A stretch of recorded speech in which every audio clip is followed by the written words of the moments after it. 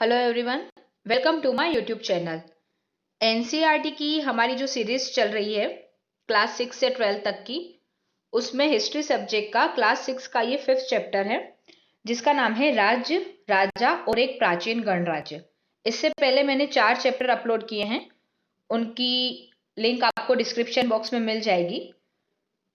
5th chapter start करने से पहले अगर आप पहले वाले 4 चैप्टर को देखते हैं, उन्हें समझते हैं, तो आपको ये 5th चैप्टर अच्छे से ज़्यादा समझ में आएगा।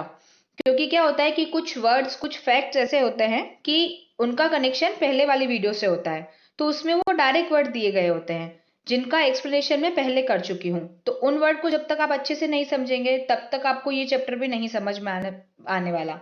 हो सकता है कि इसमें ये वर्ड यूज ना हो, पर पॉसिबिलिटी तो यही होती है कि मोस्टली वर्ड यूज होते रहते हैं आगे वाले चैप्टर में, जिनका यूज प्रीवियस चैप्टर में किया जा चुका होता है।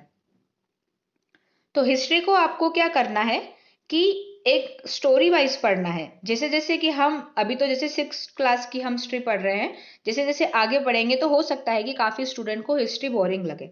पर जब तक आप हिस्ट्री को एज ए स्टोरी नहीं पढ़ते हैं, आपको वो नहीं समझ आने वाली। और जब तक आपको हिस्ट्री समझ नहीं आएगी, उसके फैक्ट्स और आप कंसेप्ट पूरे नहीं समझेंगे, तब तक आप एग्जाम में उस क्वेश्चन का आंसर भी नहीं कर पाएंगे। क्योंकि जो यूपीएससी या स्टेट पीसीएस के एग्जाम होते हैं, एसएससी के एग्जाम होते हैं, उसमें से डायरेक्ट क्वेश्चन नहीं आते। जैसे यूपीएससी के लिए एनसीईआरटी पढ़ने की सलाह दी जाती है कि आप, उससे क्या होता है कि बेस क्लियर होता है। जो बेसिक चीजें होती है, इससे क्वेश्चन नहीं आएंगे कि गणराज्य कौन से थे या उनका नाम क्या था। उसमें जो कंसेप्चुअल क्वेश्चन आते हैं, उनका ये लिंक जो होती है वो इन चैप्टर से जुड़ी हुई रहती है। तो स्टूडेंट को ऐसा लगता है कि इतने कम लेवल के क्लास को पढ़ने से हमें हाई लेवल के जो एग्जाम होते हैं उनमें कोई हेल्प नहीं मिलेगी, पर ये बिल्कुल गलत धारणा है। तो अब हम चलिए स्टार्ट करते हैं। राज्य, राजा और एक प्राचीन गणराज्य। जैसे कि नाम से ही स्पष्ट है, पहले हमें चैप्टर का मतलब समझना है। चैप्टर का नाम है कि इसमें क्या समझाया जाएगा कि एक राज्य है और उसका शासन व्यवस्था संभालने के लिए एक राजा हुआ होगा, और जो गणों, जो लोग हैं, उनका राज्य मिलके एक गणराज्य बना होगा। तो जो प्राचीन टाइम में गणराज्य थे, उनकी व्यवस्था कैसी रही होगी, उनके बारे में डिटेल में हम इसमें देखेंगे। तो इसमें एक स्टोरी दी गई है, चुनाव का चिन्ह। उसमें एक बालक है, वो देखता है कि उसके जो फैमिली मेंबर हैं वो कहीं इलेक्शन हुए हैं तो वोट डालकर आ रहे हैं। आप वीडियो को पॉज करके या स्क्रीनशॉट लेके ये स्टोरी पढ़ सकते हैं। वैसे इसका कोई इतना रोल नहीं है, पर एनसीईआरटी की बुक में दिया गया है, तो इसीलिए आप इसे पढ़ लीजिए। अब पहला है कि कुछ लोग शासक कैसे बने।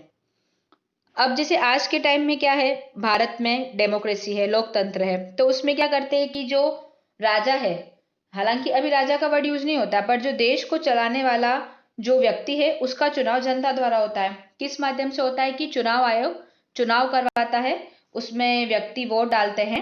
जो 18 वर्ष से ऊपर है, बालिग जो है नागरिक, वो वोट डालते हैं। उसके बाद जिस पार्टी को बहुमत मिलता है वो अपनी सरकार बनाकर देश की व्यवस्था संभालती है।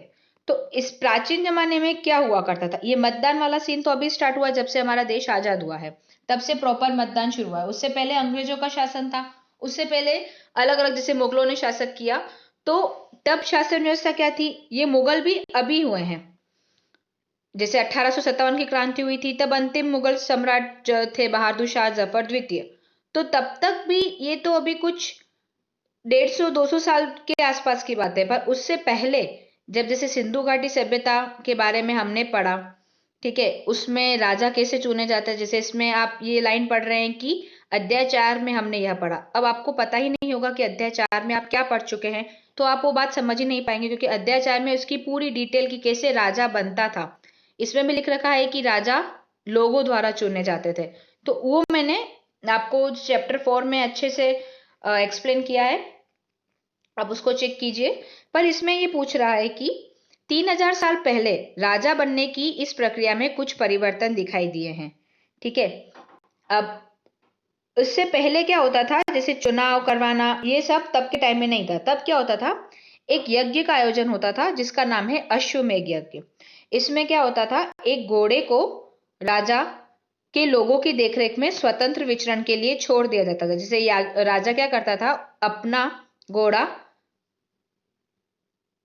स्वतंत्र रूप से बेच देता था। उसमें क्या होता था कि जैसे घोड़ा दौड़ना शुरू करता था, वह दूसरे राजा के उसमें जा रहा है क्षेत्र में, तो अगर कोई राजा उस घोड़े को रोक रहा है तो इसका मतलब कि उस राजा को, जो जिसने घोड़े को रोका, वह घोड़े भेजने वाले राजा से युद्ध करेगा। मतलब वो युद्ध उसके साथ करना चाहता है, लड़ाई करना चाहता है। अगर वह जीत जाता है, जो राजा यज्ञ कर रहा है ना, तो जीत जाता है तो वो उससे ज्यादा शक्तिशाली होगा और उसका राज्य भी उसके अंडर में आ जाएगा।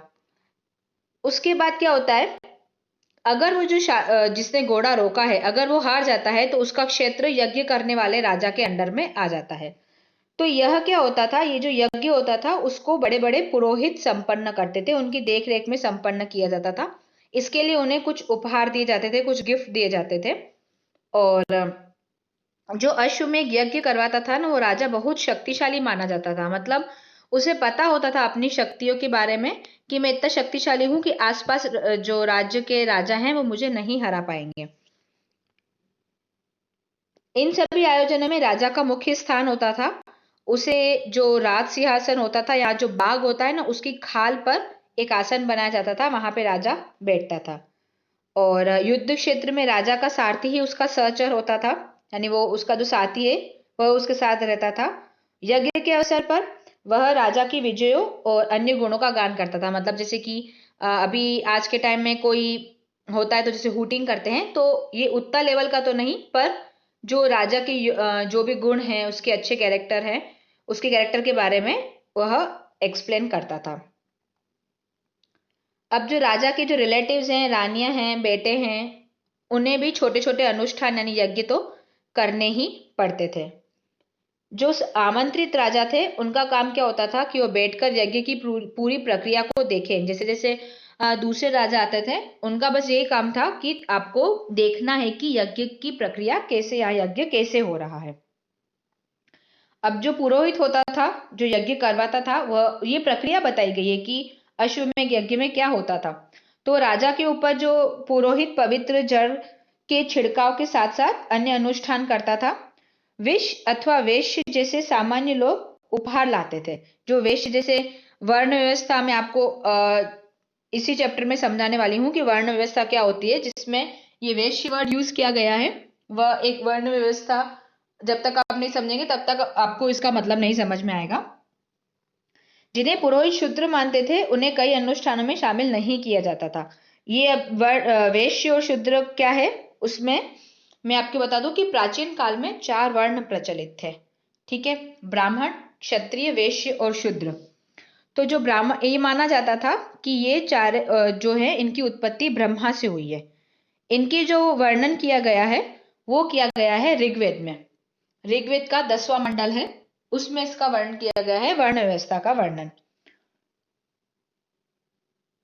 तो उसमें ऐसा था कि जो ब्राह्मण हैं वे सारे जो यज्ञ वगैरह होंगे, हवन, ये सारा काम ब्राह्मण करवाएंगे।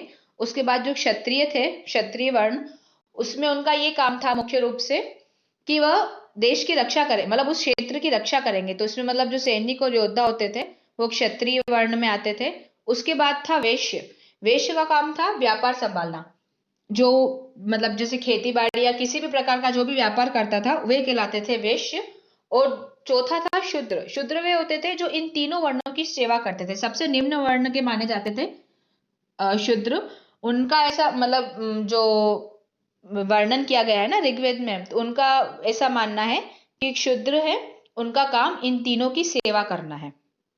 अब जैसे इसमें वर्ण व्यवस्था बताई गई है, जैसे बेसिक जो था, मेन कंसेप्ट जो था, वो तो मैंने आपको बता दिया। इसमें पूरा बताया गया है कि आप वीडियो को पॉज करके इसको पढ़िए, अच्छे से समझिए, आपको ये पूरा समझ में आ जाएगा कि पहले स्थान पर क्या थे, दूसरे स्थान पर क्या थे, तीसरे और चौथे स्थान पर कौन कौन से लोग थे।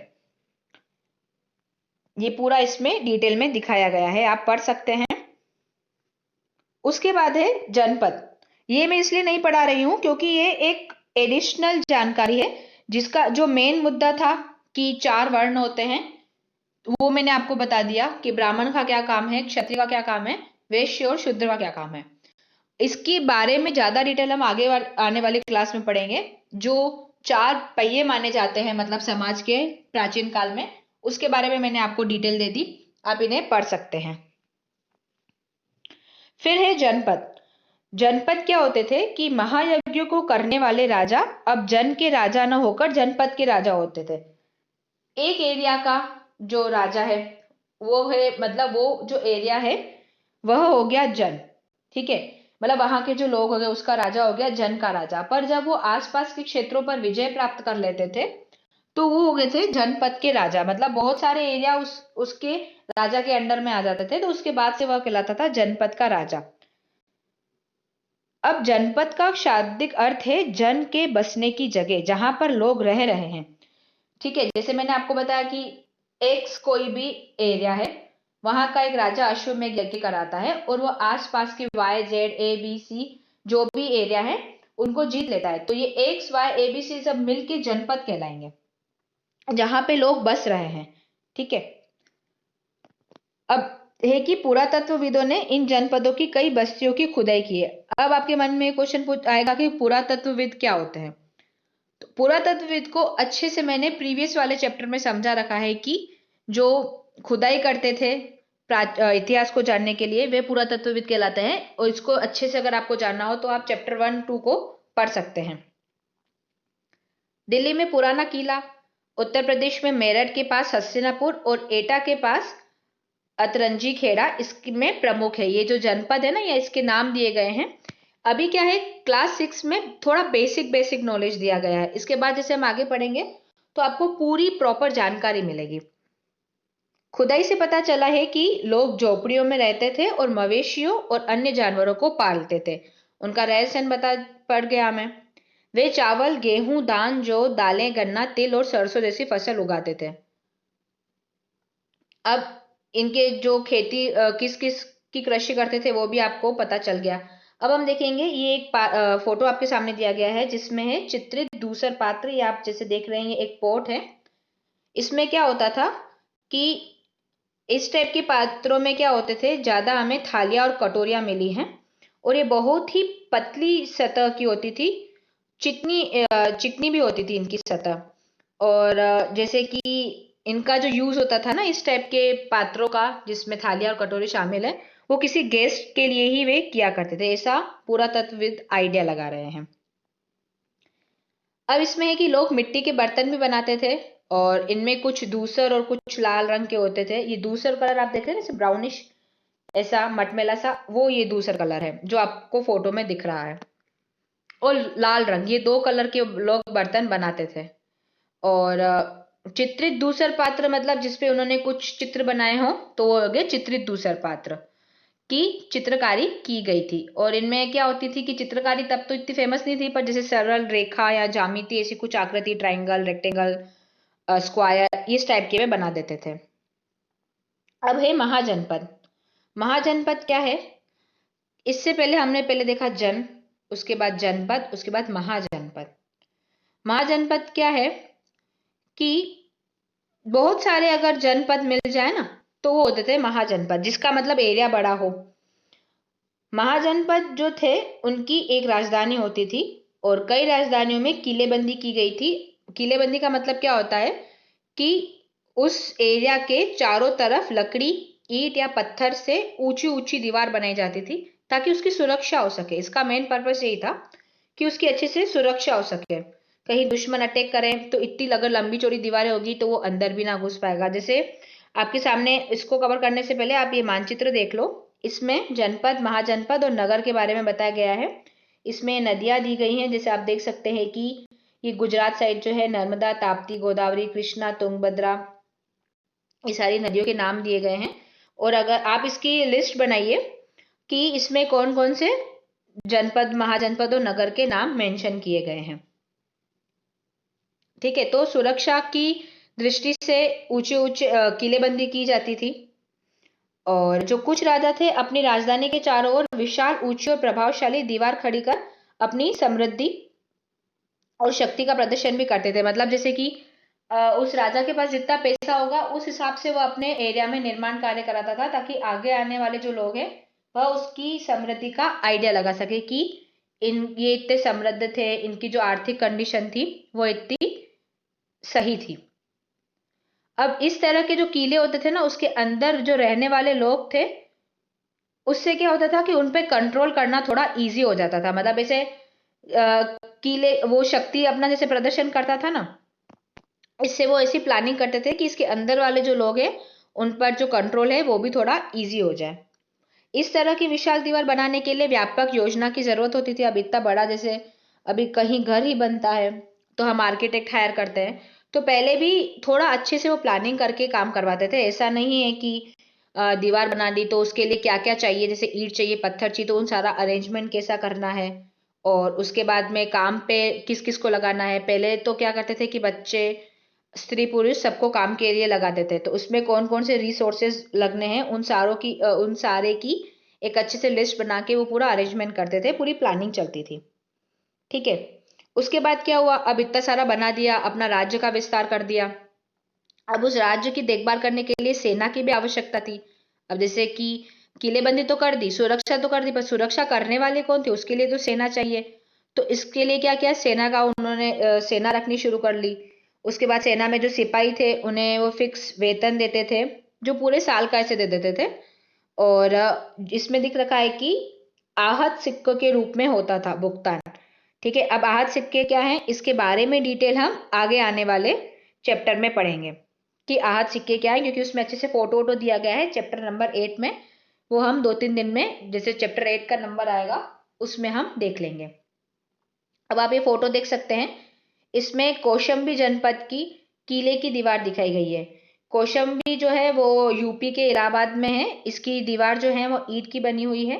ये लगभग 250 साल पहले माना जाता है कि इसका निर्माण 250 साल पहले हुआ है। ये हमें खुदाई में प्राप्त हुआ। आप देख सकते हैं कितनी ऊंची दीवार है किले की, ये आप देख सकते हैं। उसके बाद एक कर, कर मतलब टैक्स। अब जैसे जो महाजनपद के राजा हैं उन्होंने किले बनवा दिए, मतलब किले बंदी कर दी, ऊंची ऊंची दीवारें बना दी, सेना रख दी। तो अब उसके लिए पैसा तो चाहिए। अब जैसे आज भी देश चल रहा है तो हम टैक्स पे करते हैं कि जो देश में जो दूसरे काम हो रहे हैं, जैसे सड़कें बन रही है, दूसरे निर्माण कार्य हो रहे हैं, तो ये सरकार पैसा कहाँ से लाती है, वो जनता का पैसा है जो जनता टैक्स पे करती है। सरकार उसी से देश के लिए काम करती है। तो ये व्यवस्था प्राचीन काल में भी थी। उन्हें क्या होता था, अब जैसे कुछ भी काम है तो उनके लिए कर्मचारी चाहिए, और जो भी रिसोर्सेज हैं उनके लिए भी पैसा चाहिए। तो सरकार क्या करती थी, लोगों से टाइम टाइम पे टैक्स वसूल करती थी। इससे पहले क्या होता था कि लोग स्वेच्छा से कुछ सरकार को देते थे, पर जैसे जैसे आगे आगे टाइम बीतता गया लोगों को लगा कि हम स्वेच्छा से क्यों दे, तो राजा ने क्या किया कि जैसे आज भी टैक्स कंपलसरी है, तो तब लोगों के लिए टैक्स कंपलसरी कर दिया कि आपको टैक्स चुकाना है। अब टैक्स कौन सा होता था, सबसे पहले फसल पर। फसल पर क्यों लगा था, क्योंकि ज्यादातर लोग क्या करते थे, खेती करते थे। तो जितने ज्यादा लोग खेती करेंगे तो मतलब ये जैसे आइडिया लगते हैं ना कि इतने सारे लोग खेती करते हैं तो एक कर इस पर लगा देते हैं फसल पर। तो फसल पर जो कर लगता था ना, उसमें क्या होता था, जितनी उपज है उसका छठा हिस्सा कर के रूप में फिक्स कर दिया कि जितनी उपज होगी उसका छठा हिस्सा आप हमें टैक्स के रूप में देंगे, और ये टैक्स कहलाता था भाग। ये आपको ध्यान रखना है क्योंकि एग्जाम में कभी कभी डायरेक्ट पूछा जाता है कि भाग का मतलब क्या है। तो उपज महाजनपद में उपज का छठा हिस्सा कर के रूप में फिक्स कर दिया गया, यह भाग कहलाता था। ठीक है, एक ये कर हो गया। उसके बाद जो कारीगर थे उन पर भी कर लगाए गए, जो श्रम के रूप में चुकाए जाते थे। जैसे कोई कारीगर है, लोहार है, ठीक है, तो जैसे लोहार का कोई काम है तो वो लोहार उसको फ्री में करके देता था राजा को। जैसे लोहार टैक्स पे करे, उसके बदले में लोहार अपना काम करके दे दे। जैसे सोनार है तो सोनार अपना काम करके दे देगा, कोई बुनकर है वो बुनाई करके अपना काम कर देगा, तो राजा को काम तो मिल गया, उसके बदले में राजा को कुछ पे नहीं करना पड़ा। तो इनडायरेक्टली इन्होंने राजा को पे कर दिया काम करके। और ये तो जैसे फसल पर कोई तो जैसे अपनी जो उपज होती थी वो उपज भी उन्हें देते थे। अगर तुम कैश मत दो, जैसे गेहूं दे दी, चावल दे दिए, जो जो वो तब उगाते थे वो तब भी उन्हें दे देते थे। उसके बाद पशुपालक जो थे वो जानवर और उनके उत्पाद के रूप में उन्हें कर देते थे। व्यापारी जो थे वो सामान खरीदने बेचने पर कर देते थे। और जो आखेटक और संग्राहक थे उन्हें जंगल से प्राप्त जो वस्तुएं होती थी, जो शिकार करते थे, वो उन्हें देते थे। अब एक तो आपको पता चल गया इसमें कि कौन कौन से कर जो राजा उनसे वसूल करते थे। फसल, और जो इसमें उपज का छठा हिस्सा था जो भाग कहलाता था। उसके बाद में कारीगर जो श्रम के रूप में अपना जो टैक्स थे वो पे करते थे। पशुपालक, व्यापारक, आखेटक और संग्राहक ये टैक्स वसूल करते थे। अब हम देखेंगे कृषि में परिवर्तन। इसमें है कृषि में दो बड़े परिवर्तन हुए। अब जो हल के जो फाल होते थे ना, पहले कठोर लकड़ी के बने होते थे, अब वे बनने लगे लोहे के।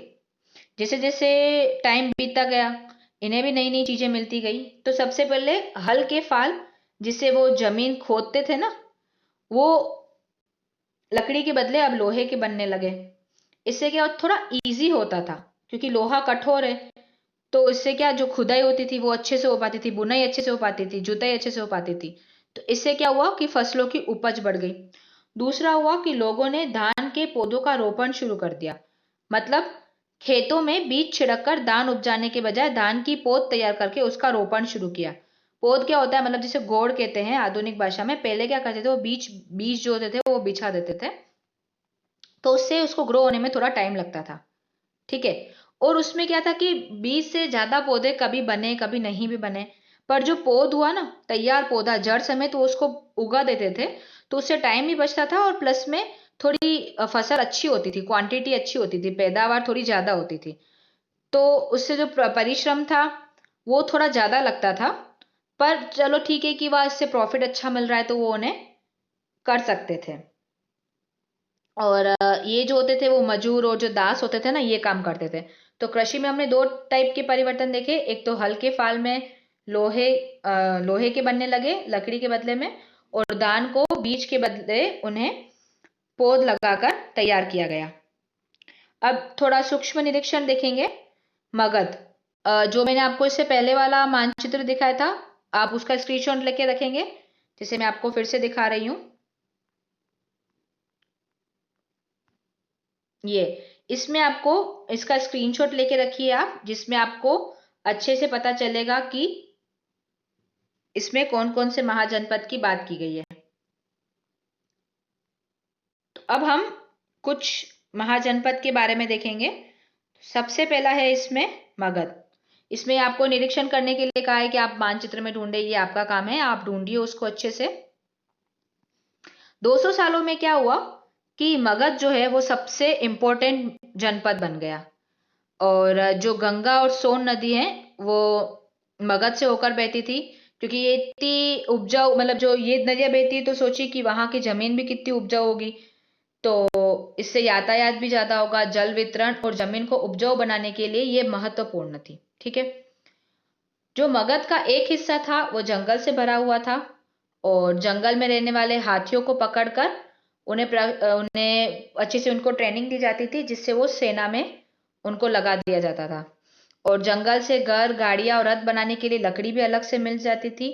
और इसके अलावा उसमें लौह अयस्क की खदानें भी थे, और जो मजबूत औजार और हथियार थे वो भी, उनका सामान भी इन्हें ये जंगलों से मिल जाता था। तो आप सोचिए कि मगध कितना इनके लिए उपयोगी था, कितनी आय, कितना उनको टैक्स मिलता होगा उनसे, कितने ये यूजफुल यहाँ पे उनके लिए ये मगध रहा था।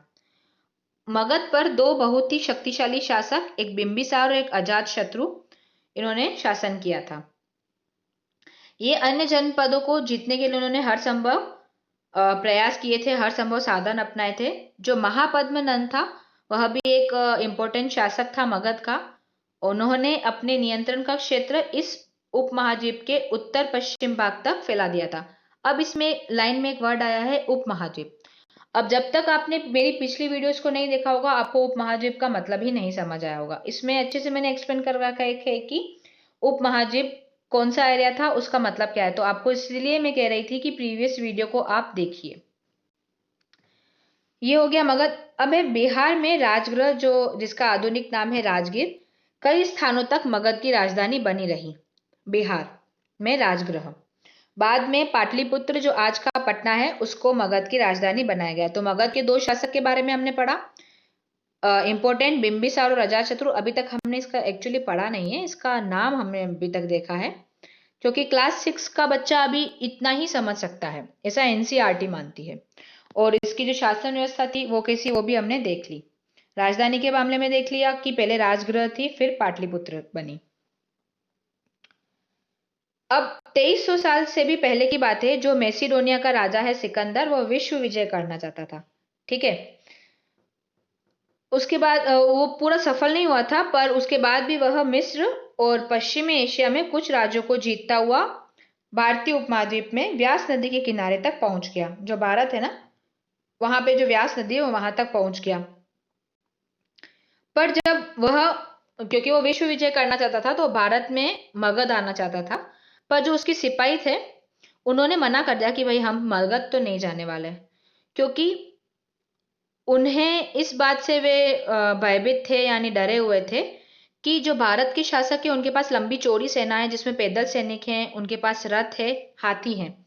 तो इतनी बड़ी सेना से लड़ना, वे खुद को अभी तक इतना सक्षम नहीं मानते थे कि वे इतनी बड़ी सेना से लड़ पाएंगे। तो हमने इसमें मगध का पूरा अच्छे से देख लिया कि जो सिकंदर था वह, उसके सैनिक भी मगध पर विजय पाने में खुद को असक्षम महसूस करते थे। अब आप यहाँ पे साइड में देखिए, गण। गण शब्द का प्रयोग कई सदस्य वाले समूह के लिए किया जाता है, जिसमें गण, जो जैसे मैंने आपको बताया था, तो जहाँ पे कई सदस्य के समूह, वो कहलाता था गण। और जो संघ होता था, संघ का मतलब होता है संगठन या कोई सभा। अब हम दूसरा महाजनपद देखेंगे, वज्जी। इससे पहले हमने मगध के बारे में देखा था, तो मगध के पास ही था वज्जी, जिसकी जो राजधानी थी वो थी वैशाली, जो बिहार में है। और जो बिहार में राजगृह था वो मगध की राजधानी थी, वज्जी की राजधानी थी वैशाली। आपको ये चार्ट बनाना है। राजधानी पर बहुत बार question, even UPSC IAS prelims में भी इसका क्वेश्चन पूछा गया है। उसमें महाजनपद और उसकी राजधानी से आपको मेल करना होता है, तो आपको इसका ये चार्ट बनाना है। जैसे मगध की राजधानी हो गई राजगृह और पाटलिपुत्र, उसके बाद हमने देखा वज्जी, उसकी राजधानी हो गई वैशाली। एक अलग किस्म की शासक व्यवस्था थी वज्जी में, जिसे गण या संघ कहते हैं। यहाँ की शासन व्यवस्था थोड़ी अलग थी। गण या संघ में कई शासक होते थे और कभी कभी लोग एक साथ शासन करते थे, जिसमें जो प्रत्येक व्यक्ति वो राजा कहलाता था, क्योंकि जितने लोग शासन करेंगे वो राजा कहलाएंगे। ये जो राजा थे वो विभिन्न अनुष्ठानों को एक साथ संपन्न करते थे। सभा में बैठकर बातचीत करते थे, वाद विवाद करते थे, और मतलब क्या करना है, किस तरह करना है, ये सारा वो उसमें डिसाइड करते थे। जैसे सपोज कोई शत्रु आक्रमण कर रहा है, अटैक कर रहा है, तो उससे निपटने के लिए क्या क्या व्यवस्था की जाएगी, वो सारा ये राजा लोग देखते थे, जो संघ और इनमें भाग लेते थे। अब ये जो मीटिंग होती थी उसमें स्त्रियां, दास और जो दूसरे मजदूर होते थे वो उसमें हिस्सा नहीं लेते थे। ठीक है, अब जो बुद्ध और महावीर, इसकी डिटेल हम चैप्टर 6 में पढ़ेंगे, जो मैं कल अपलोड कर लूंगी। तो उसमें बुद्ध और महावीर दोनों ही गण या संघ से संबंधित थे। ये जो इसकी डिटेल हम आगे पढ़ेंगे कि वो कौन से गण से संबंधित थे, तो अभी हम उसको नहीं देख रहे हैं। इसमें जो अजातशत्रु है और वज्जी संघ, उसके बारे में मैं आपको कुछ इसमें दिया गया डिटेल, हम उसके बारे में देखते हैं। वज्जी संघ आपने अच्छे से पढ़ लिया कि उसमें जो शासन व्यवस्था थी कैसी थी, क्योंकि वो उसमें विभक्त थे, अलग अलग एक साथ शासन करते थे। प्रत्येक व्यक्ति राजा कहलाता था, वो मीटिंग करते थे, डिस्कस करते थे, और उसमें उसकी मीटिंग में स्त्रियां और ये जो मजदूर थे वे भाग नहीं लेते थे, और दास। अब हम देखेंगे कि जो वज्जी संघ है उसका वर्णन हमें दिग् निकाय में मिलता है। ये जो दिग् निकाय क्या है, वह एक बौद्ध ग्रंथ है, जिसमें बुद्ध की जो व्याख्या है वो दी गई है, और ये लगभग 2300 साल पुराना है। क्योंकि इसमें मेंशन किया गया है ना, तो इसलिए इसमें कुछ एडिशनल जानकारी दी गई है। बाकी डिटेल में हम क्लास 6 के चैप्टर 6 में पढ़ेंगे। अब जो अजातशत्रु है, जो मगध का शासक था, जिसके बारे में अभी हमने पढ़ा, उसका और वज्जी संघ का क्या संबंध था। जो अजातशत्रु था वह वज्जी संघ पर आक्रमण करना चाहता था। उन्होंने अपने मंत्री जो थे वत्सकार, उनको बुद्ध के पास सलाह के लिए भेजा कि क्या वज्जी संघ पर आक्रमण करना चाहिए कि नहीं। बुद्ध ने उनसे पूछा कि क्या वज्जी सभाएं नियमित रूप से होती हैं तथा उनमें सभी सदस्य उपस्थित होते हैं। जब उन्हें पता चला कि ऐसा होता है, उन्होंने कहा कि वज्जीवासी तब तक उन्नति करते रहेंगे जब तक वे पूर्ण और नियमित सभाएं करते रहेंगे, आपस में मिलजुल कर काम करते रहेंगे, पारंपरिक नियमों का पालन करते रहेंगे, बड़ों का सम्मान, समर्थन और उनकी बातों पर ध्यान देते रहेंगे। ये अगर वे करते हैं, उसके बाद वज्जी महिलाओं के साथ जोर जबरदस्ती नहीं करेंगे, उन्हें बंधक नहीं बनाएंगे, शहरों गांवों में चेटियों का रखरखाव करेंगे, विभिन्न मतावलंबी संतों का सम्मान करेंगे और उनके आने या जाने पर कोई रोक नहीं लगाएंगे। ठीक है, तो ये सारा उन्होंने कहा कि ये अगर वज्जी संघ में होता रहा तब तक वज्जीवासी उन्नति करते रहेंगे, वज्जी संघ का उदय होता रहेगा। कई शक्तिशाली राजा इन संघों को जीतना चाहते थे, इसके बावजूद उनका जो राज्य है वो लगभग 1500 साल पहले तक चलता रहा। इसके बाद जो गुप्त शासक थे, उन्होंने गण और संघ पर विजय प्राप्त करके उन्होंने अपने राज्य में शामिल कर दिया। अब जो गुप्त शासक है उसकी डिटेल हम चैप्टर नंबर 10 में पढ़ेंगे। अब ये जो अन्यत्र आता है उसमें हम देखेंगे यूनान और एथेंस के बारे में। 2500 साल पहले या 2500 साल पहले एथेंस के लोगों ने एक शासन व्यवस्था की स्थापना की, जिसे प्रजातंत्र या गणतंत्र, डेमोक्रेसी जो अभी भारत में भी है। यह व्यवस्था 200 सालों तक चली। इसमें 30 साल से ऊपर के सभी पुरुषों को पूर्ण नागरिकता प्राप्त थी जो दास नहीं थे, क्योंकि काफी सारे तो दास होते थे जो फ्री में भी काम किया करते थे, पर जो 30 साल के ऊपर हैं उन्हें नागरिकता प्राप्त थी, जो दास नहीं है उनके अलावा सभी पुरुषों को। वहां एक सभा थी जो महत्वपूर्ण विषय पर निर्णय लेने के लिए साल भर में कम से कम 40 बार बुलाई जाती थी सभा, और सभी नागरिक इसमें भाग ले सकते थे। शासन के कई पदों पर नियुक्तियां लॉटरी द्वारा की जाती थी। सभी नागरिकों को सेना और नौसेना में अपनी सेवाएं देनी होती थी। औरतों को नागरिक का दर्जा नहीं मिलता था, वो खाली पुरुषों को मिलता था। व्यापारी शिल्पकारों के रूप में एथेंस में रहने और काम करने वाले बहुत से विदेशियों को भी नागरिक अधिकार नहीं मिले थे। एथेंस में खदानों, खेतों, घर और कार्यशालाओं में काम कर रहे दासों को नागरिक का अधिकार नहीं मिलता था। तो किन किन का मिलता था वो आप उनकी लिस्ट बनाइए। आपको ये ध्यान होना चाहिए कि किन्हें मिलता था और किन्हें नहीं। तो इस प्रकार चैप्टर 6 हमारा यहीं पूरा होता है। सॉरी, चैप्टर 5 यहीं पूरा होता है। अगर आप मुझसे किसी और टॉपिक पर वीडियो चाहते हैं तो आप मुझे कमेंट करके जरूर बताइए। अगर आपको मेरी वीडियोस पसंद आती हैं तो आप उन्हें लाइक कीजिए, ज़्यादा से ज़्यादा शेयर कीजिए और यूट्यूब के मेरे चैनल को सब्सक्राइब कीजिए, जिससे आप मेरी आने वाली हर वीडियो से अपडेट होते रहेंगे। Thank you so much.